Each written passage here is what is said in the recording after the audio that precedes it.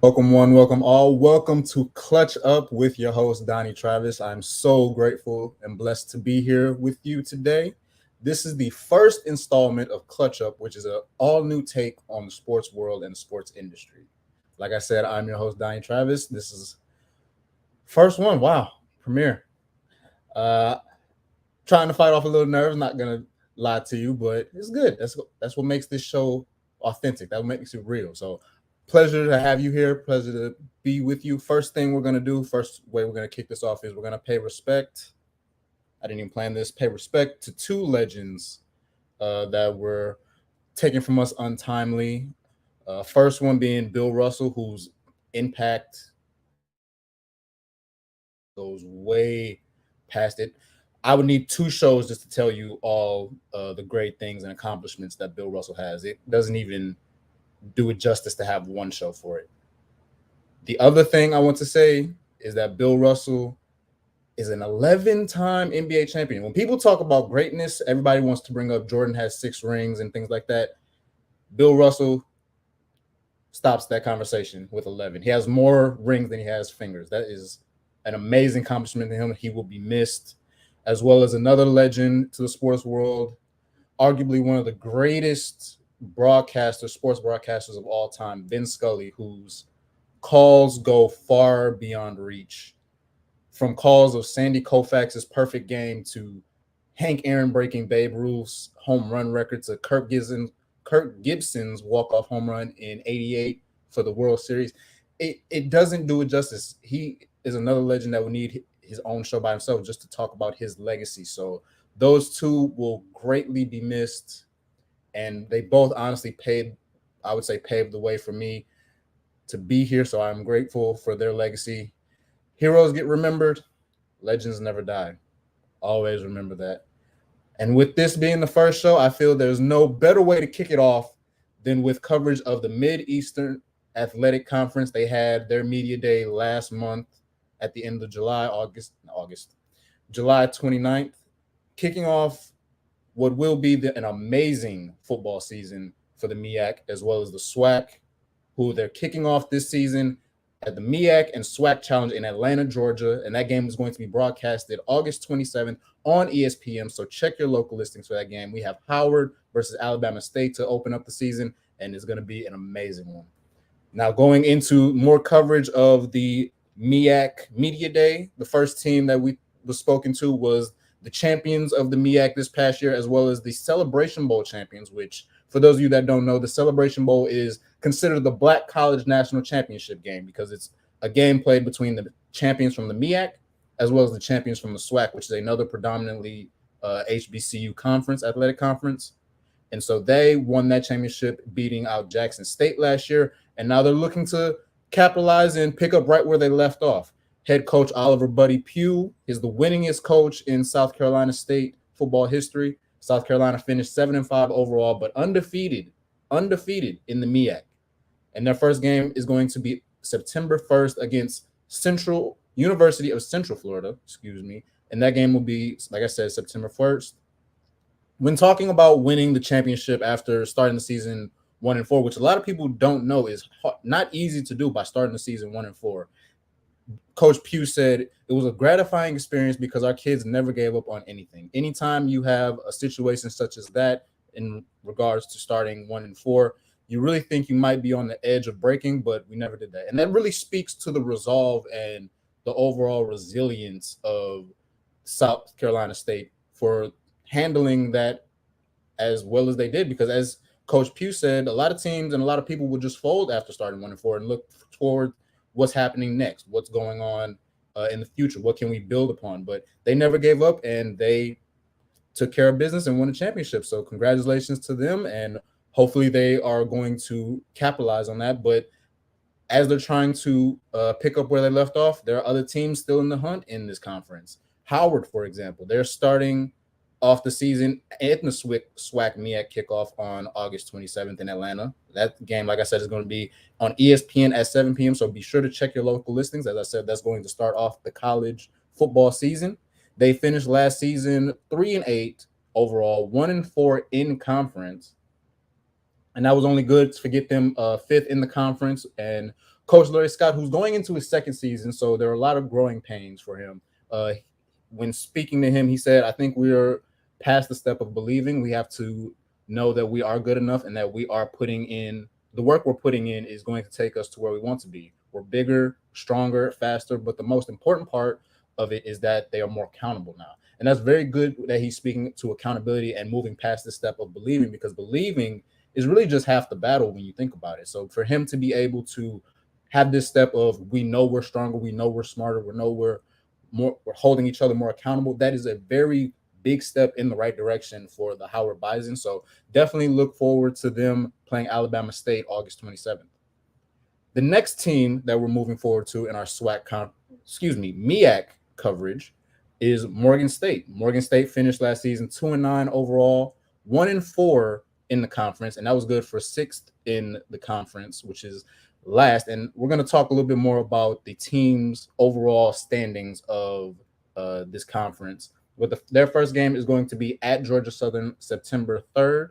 And their head coach, Damon Wilson, who actually is coming from a previous head coaching position at Bowie State, he won 3 straight CIAA conference championships and was a 3-time coach of the year. So as you can imagine, Morgan State is actually excited and there's something happening at Morgan State. I'll say that much. Something definitely is going to get done at that school. And he was asked about what the keys to success will be for Morgan State. And he said, it's really going to be a matter of getting the guys to believe and buy into the system, as well as changing the mindset and culture. And that's what a lot of coaches have to do, in a sense of nobody's going to come in and just believe everything you have to say. You have to make them believe. You have to get them to buy into what you're saying, and what you're doing is going to benefit them as well as the program. So he's coming in with the right mindset. He's coming in with the right accolades as well. So another team to watch out for will be Morgan State over these next few years.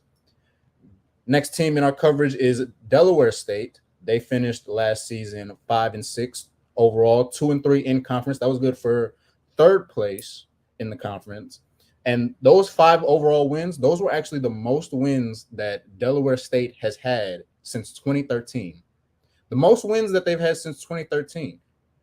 Coach Rod Milstead, he said there was a prediction of the pregame outlining, seeing what teams were stacked where. And they were predicted, after finishing in third last season, they were predicted to finish fourth this season. And when he was asked about that, he said, I've never been a person who was concerned with what other people thought of them. My whole career has been exceeding expectations, and I think our Delaware State Hornets are the exact team to make up their head coach. So it's good to see that the team that he's building is at the same time an image of him, almost a self-reflection, so to speak.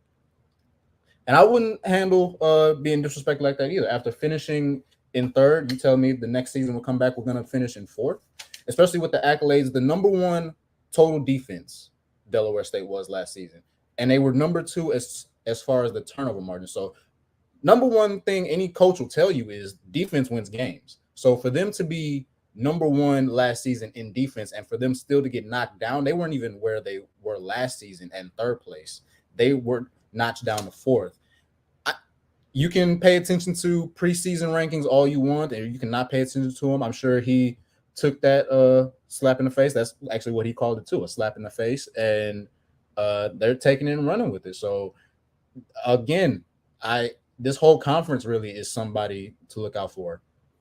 Norfolk State is another team. They finished 6-5 last season, 2-3 in the conference. That was good for fourth in the conference. Their first game is going to be at Marshall. That's going to be September 3rd, and that game is actually going to be streamed on ESPN3. Head coach Dawson Odoms is entering his second season with the program, and he says the process is in place now. Last season is something to hang our hats on, and I feel really good about the young men that are coming back and the young men we have coming in. So he's in a good position, he feels, to build and expand on this program. He is definitely, I would say, the right man for the job. Being a Grambling cat myself, I know him all too well from his Southern days, and he was doing great things there, and I'm sure he's going to be doing great things for Norfolk State as well, but only time will tell. Only time will tell. And the last one to bring out the MEAC roundup, North Carolina Central. They finished the season 6-5 last season overall, 4-1 in the conference, and that was only good for second place though. And head coach Trey Oliver, who is an alum of uh, North Carolina Central, he's entering his third season. And when asked on how to build on last year's momentum, because every coach will tell you if it's not building to championships, what are we really building to? Then that's just the name of the game. Championship or bust is what a lot of coaches will tell you in a sense. And so when asked about how he's going to build on last year's momentum, he said we got bit by the injury bug last year. That really depleted the roster, but he thought our guys were resilient and showed a lot of character fighting back throughout the season. We're in a good place with the talent we have coming back, and we'll be ready to roll. So that'll really take the air out of anybody's sails in getting injured and having just a injury-prone or injury-filled roster. But like he said, they're doing good things with the training staff, the strength and conditioning. So they'll be ready to roll this season, and only time will tell. The one thing I will say about the MEAC conference is you don't really, or at least to my vantage point, you don't really hear about too many 6-team conferences. Only 6 teams in the conference. To give you some perspective of that, the SWAC, which is one of the rival conferences, as we talked about, the SWAC MEAC Challenge that is kicking off later this month, as well as there's the Black College Football Championship, which is played in Atlanta as well. Those are between the top teams from the MEAC and the top team from the SWAC. So the SWAC champion will play the MEAC champion. The SWAC has, as of now, 14 teams. So much so to where they have it divided up in East and West divisions, excuse me. So for a conference of 6 teams to still be putting in effort and still putting in so much determination, a lot of people would think that a team of 6 or a conference of 6 teams would just be, and it's all right. No, it's way more competitive. I believe that the MEAC has an argument to be honestly one of the most competitive conferences in all of sports, not just in HBCU sports, but all of collegiate sports. And to give you some perspective on how much of a difference the MEAC and SWAC have, in the Celebration Bowl's existence, in the 6 years of its existence, the MEAC has won 5 of those games.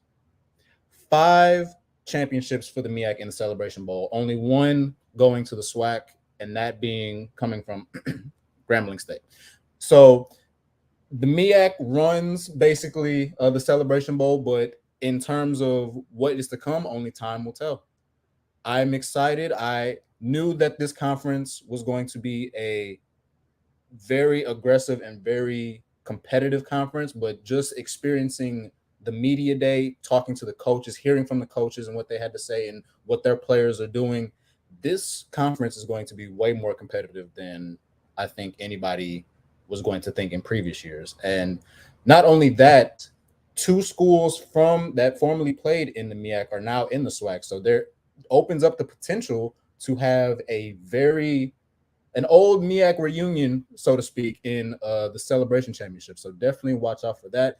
As I said before, the season starts off with the SWAC MEAC Challenge, as Howard will play Alabama State August 27th on ESPN in Atlanta, Georgia. So if you're in the area, please be sure to get your tickets because it will be an experience and a game that you do not want to miss. And if you are not in the area, as I said, it will be broadcasted on ESPN, not ESPN 13, as Coach Deion Sanders likes to call it. ESPN 13 is going to be on the flagship ESPN at 7 p.m. Eastern Time. Now, moving right along to pros, we're heading into the NFL as the preseason and training camp is underway. If you haven't guessed it by now, Lions fan here, I am very excited for the season that we're going to have. I cannot wait for us to go 5-12. If you have not watched the training camp Hard Knocks on HBO Max, the Lions are the team that they are focusing on for training camp, and it is a interesting experience to go in depth and to really see how the coaches act, how the players act, how the behaviors in practices are. So these are very interesting things that a lot of people don't see. Like, so to be on the outside looking in on teams' training camps, those are amazing things to actually look at. So now, in terms of headlines, like I said, the NFL is in their preseason. The only preseason game we've had right now so far has been the Las Vegas Raiders against the Jacksonville Jaguars, and that was in the NFL Hall of Fame game in Canton. And the Raiders won that game 27-11. But this is preseason. How much does it really matter? How much does it really have an effect on what is going to be happening in the 14? Speaking as a Lions fan, preseason means nothing. 4-0 in the preseason. Guess what we did in the regular season? 0-16. So coming from me, 4-0 in the preseason, undefeated preseason is just a time to get better. The preseason is heading into week 2, technically, this week. So be sure to look at a couple games that we have coming up. I know the Lions, they're playing the Falcons on Friday. That is one game I am definitely looking forward to. And other games we have, excuse me while I pull it up. Season NFL. Going to be an amazing season. I can tell you, I've never really been as excited for an NFL season as I have this one. It is very, very interesting. We actually have NFL games tonight. New York Giants will be playing the New England Patriots on the NFL Network, as well as the Baltimore Ravens will be at home facing the Tennessee Titans. The Giants Patriots will play at 7 o'clock, and the Ravens Titans will be at 7:30. As I said, that game will be broadcasted, I'm sure, locally in the Baltimore area if you are there. And if you would like to attend the game, tickets are still on sale, and they are going for as low as $5. So that would be a nice little family time. In other news in the NFL, mainly the biggest headline that has been taking the NFL by storm has been the signing of the Cleveland Browns of Deshaun Watson, but his being suspended for 6 games. Now, he was in violation of the personal conduct policy that the NFL has in place. And this has been an ongoing thing for some time. We're nearing the end of it. But before, the league and Roger Goodell were actually trying to come to a settlement with Deshaun Watson, trying to get this settled out, a settlement themselves, rather than getting in an arbitrator and a judge to have a ruling on it. So the league wanted to suspend Watson for 12 or more games minimum, and Deshaun Watson and company, they didn't want to do that. They wanted 4 games, I believe, at minimum, or at max, excuse me. So they bring in a judge to handle this situation, and Judge Sue Robinson is her name.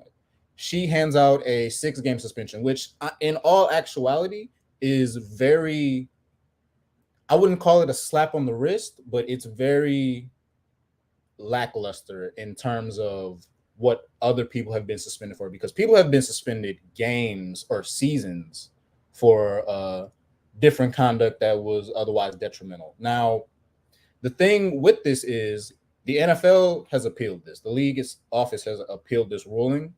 The Players Association has not said they wouldn't appeal this ruling, regardless of how it came out.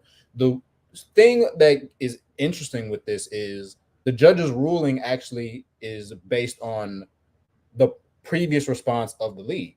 So the league has been in a mode of cleaning up and getting everything together, like dotting every I and crossing every T.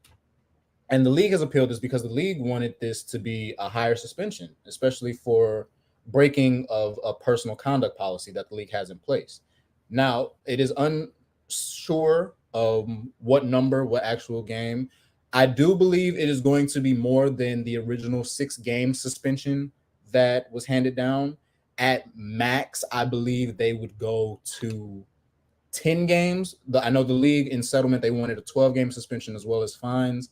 I don't believe they're going to get their way with the 12 games, but that 8 to 10 game ratio, I feel like if it's going to go up anything, it's going to go up potentially at least 2 games. So definitely we'll be keeping an eye out for that to see how everything goes with that.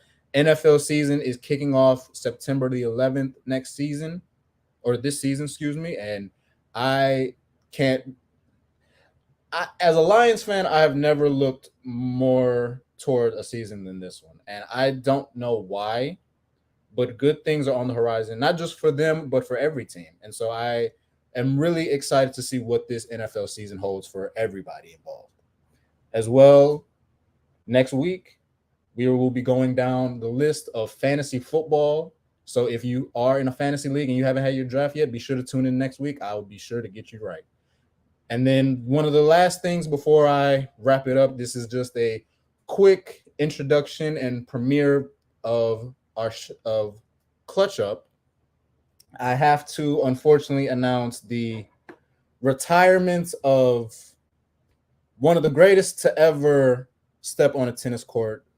Serena Williams has announced her retirement. She hasn't retired just yet, not just yet, but she has said when the U.S. Open starts up later this month in New York and runs until the in between September, she has said that she will retire after the U.S. Open.